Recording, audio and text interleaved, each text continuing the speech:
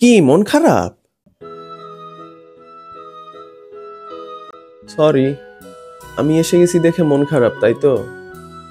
আজকে আমার শেষ দিন, জানিস?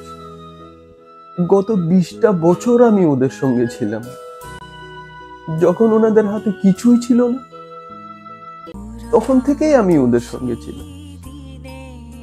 বাসায় যখন কোনো গেস্ট আসতো আমাকে খুব সাজায় রাখা হতো, জানিস?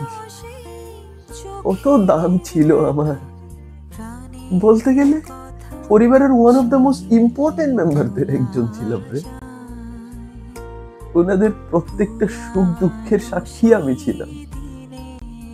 আমার উপর বসে কত গল্প করছে, কত হাসি মজা করছে। বাচ্চাগুলা যখন আমার উপর বসে খেলতো আমার মনে হতো কি আমিও খেলতেছি ওদের সাথে। কতই না আনন্দ ছিল। তা বলতো, আমাকে কি আসলেই ফেলে দেওয়া হবে?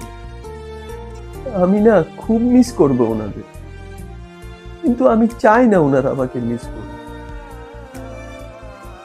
তুই ওদের সঙ্গে খুব তাড়াতাড়ি মিশে যাবি, হ্যাঁ? আমাকে একটুও মিস করার সুযোগ দিবি না। আমি চললাম, তুই ভালো থাকিস।